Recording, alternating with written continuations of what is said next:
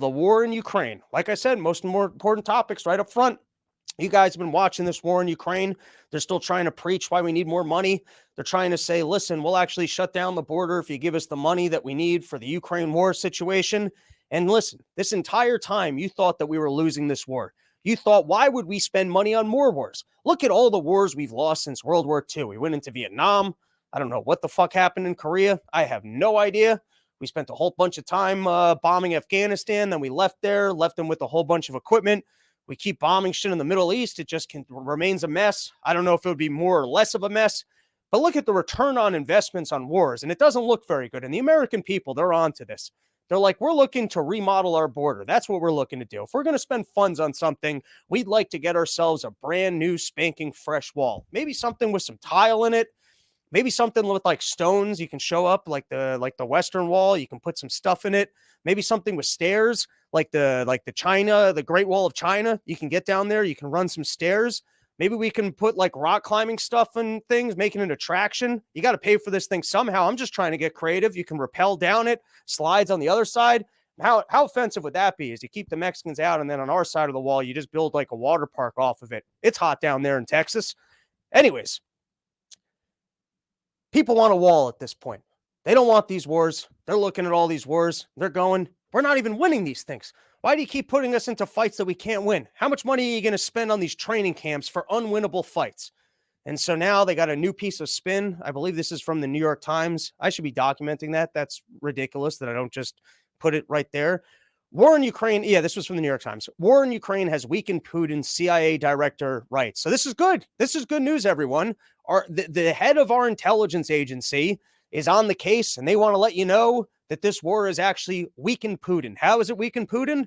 William J. Burns says Russian invasion of Ukraine has created recruiting opportunities for the spy agency and ushered in a new era.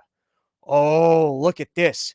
Guys, 10, 20, 30 years from now, you don't know what the return on investment on this war is going to be.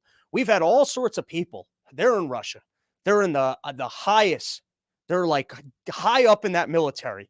And even they look at what Putin's doing and they're going, this is just flat wrong.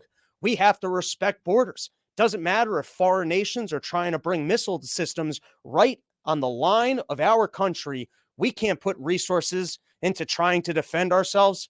That sounds a little bit too much. Well, we're working with Putin talking points over here. So, that's what happens. It sounds aggressively pro-Russian sometimes. We're not supporting what they did. But you see what's happening here is that even though in our country, we don't buy into this narrative of that Putin's trying to take over all of Europe, apparently the Russians and some of the high up Russians who, they're not concerned that they might end up exploding in planes like those Prigozhin guys. They're not concerned with those kind of things. Putin's been weakened from this war overall. Don't be fooled by what happened to Prigozhin. These people, they have no fear of being caught. And they are taking a strong opposition to what Putin is doing in the Ukraine, and they're actually secretly working for us. We can't tell you who these individuals are. We can't tell you what kind of dividends this might pay down the line, but what we can tell you is that if we continue to support this war and we continue to spend money over there, then we're going to continue to recruit these supposed Russian spies, and in 10, 20, 30 years, there will be a victory down the line. So you know what? Everyone at home, whatever you're doing right now, enjoying your Friday night, getting ready to get out there and party, you can pat yourself on the back because this war that you thought that we were spending money and losing the entire time, we've actually been secretly winning in ways that you won't even see for 20 or 30 years. How's that for a new spin? You got to congratulate them on that one. That's a good one right there. That's a good storyline. We've been secretly winning this thing the entire time by